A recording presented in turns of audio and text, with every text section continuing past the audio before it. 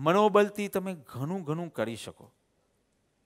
અને એ મનોબળથી જે પ્રવૃત્તિ કરો ને એનાથી તમારા ચિત્તના વિકારો શાંત થયા હોય એવો પણ તમને અનુભવ થાય.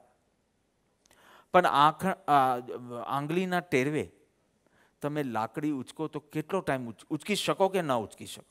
ઉચકી શકો, રાઈટ. પણ એ કેટલો ટાઈમ ટકે?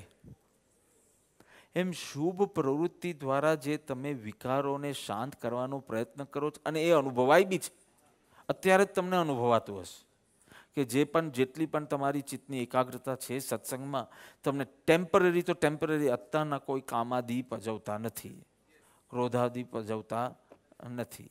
એટલે તમને થાય કે સત્સંગ કરવો જ જોઈએ, આમ એટલી શાંતિ લાગી, કોઈ વાસનાના વિચાર નથી, કોઈ ક્રોધના વિચાર નથી, ઈર્ષ્યા નથી, અહંકાર નથી. હા, પણ આ ટકશે કેટલું? એમ શુભ પ્રવૃત્તિ જે મનોબળથી તમે કરી રહ્યા છો એનાથી વિકાર શાંત થતા પણ અનુભવો છો. પણ નિમિત્ત મળતા અકબરની 3 બિલાડી બિરબલને જમવા બોલાવે. બહારગામથી આવ્યો છે બિરબલ, તો બોલાવે છે કે મારી બિલાડીના માથા ઉપર એક દીવો મૂકું ને, એવી સ્થિર ઊભી રહે કે એ દીવાના પ્રકાશમાં આપણે ભોજન કરી શકીએ. કારણ કે અકબર વખતે લાઇટ નહોતી ને. બિરબલ ભાઈ એમ બોલે છે કે ભાઈ એક વાર છે ને અકસ્માત બી હોઈ શકે, અથવા કોઇન્સિડન્સ બી હોઈ શકે. 2-3 વખત જોઉં અને એવું લાગે તો હું માનું કે એકદમ સુશિક્ષિત છે તમારી બિલાડી. તો કાલે આવજે. કાલે આવે, નેક્સ્ટ ડે આવે, ખિસ્સામાંથી ઉંદરડી કાઢે, બિલાડી ભાગે. તો કે આ તમારું શિક્ષણ છે ને નિમિત્ત નથી મળતું ત્યાં સુધી છે. આમના બહાર જઈને તમને નિમિત્ત મળ્યા ને, તમને બરાબર એવું લાગશે કે વર્ષો પહેલાં જેવા હતા તેવા જ છો. તો પહેલાં જ કીધું કે આ શુભ પ્રવૃત્તિ સારી છે, પણ શુભ પ્રવૃત્તિમાં વ્યસ્ત રહીને જે તમને વિકારો શાંત કરવાની જે તમારી માન્યતા છે ને, એ બધું આ આંગળી ઉપર લાકડીને બેલેન્સ કરવા જેવું છે, થશે પણ લાંબુ ટકશે નહીં. તમારે શરૂઆત તો આવી રીતે જ કરવી પડશે, પણ આ તમારી મોક્ષ માર્ગની આરાધના ન બની શકે. કારણ કે યુ ડોન્ટ નો કે હમણાં 11:15 આવી સ્થિતિ છે, પણ 11:30 બી આવી હશે કે નહીં, યુ કાન્ટ પ્રિડિક્ટ. કંઈક વિશેષ આ બધી સુપ્રવૃત્તિ ઉપરાંત બી જરૂરી છે, એ વાત તો તમને સમજાઈ ગઈ હશે. જ્ઞાની કહે છે કે નહીં, કંઈક વિશેષ જોઈએ. સ્વરૂપ વિસ્મૃતિ એ જ તારો પ્રોબ્લેમ છે, ને સ્વરૂપાનુસંધાન એ જ તારું સોલ્યુશન છે. સમજી લે.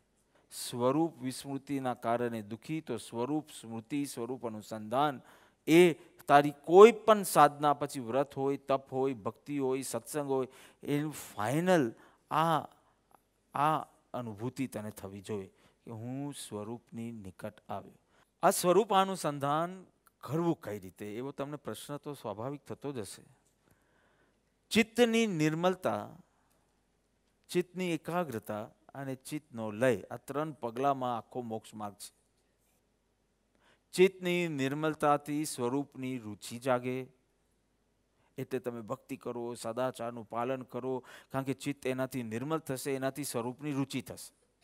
ચિત્તની એકાગ્રતાથી ફોકસ્ડ, તો એનાથી સ્વરૂપનું અનુસંધાન થશે, અને ચિત્તનો લય થઈને ચૈતન્ય સત્તા માત્ર રહે ત્યારે સ્વરૂપસ્થ થવાશે. ચિત્તની નિર્મલતાથી સ્વરૂપની રુચિ, ચિત્તની એકાગ્રતાથી અને ચિત્તનો લય થવાથી હું જ્ઞાન સ્વરૂપ છું, હું મન વચ કાયા કે કર્મ નથી. જે કોઈ પણ ઘટના ઘટે છે તે હું નથી, મારી નથી. જે પણ દૈહિક ફેરફારો બને છે તે હું નથી, મારા નથી. મનના સ્તર પર બી જે બની રહ્યું છે તે હું નથી, મારું નથી. કારણ કે હું તો જ્ઞાન માત્ર છું, એક અખંડ શુદ્ધ પરમાનંદમય અમૂર્તિક જ્ઞાન માત્ર હું છું. હું આટલો જ છું, એના સિવાય બધું કશું જ મારું નથી. માત્ર સ્ક્રીન ઉપર કોઈ ફિલ્મ ચાલતી હોય એવી રીતે મારે એને દ્રશ્યની રૂપે દ્રષ્ટા બનીને જોવાનું છે, બસ. આ બહુ સારું એમ કહીને આસક્ત થવું નથી, અને આમ ના થયું એવી અભાવની વૃત્તિ પણ જાગે નહીં. માત્ર એને દ્રશ્ય રૂપે જાણ્યા કરવાનું છે. તાદાત્મ્યથી સ્વતંત્રતાનો અહેસાસ, આ છે સ્વરૂપાનુસંધાનની મહેનત. વર્ષો સુધી આ જ વિચાર સાથે તાદાત્મ્ય હતું, આ જ ઘટના સાથે તાદાત્મ્ય હતું, અને અત્યારના હું સ્વતંત્રતાનો અહેસાસ કરું છું કે આ ફિલ્મ ચાલે છે અને હું તો માત્ર પ્રેક્ષકની જેમ જોઉં છું. આ તાદાત્મ્યથી સ્વતંત્રતાનો અહેસાસ, એવું થોડું બી કંઈક અનુભવ્યું છે તમે? થોડું બી એકાદ વિચાર, એકાદ ઘટના વખતે બી તમને એમ લાગે કે આ માત્ર એક ડ્રામા છે, એકાદ ક્ષણ માટે બી?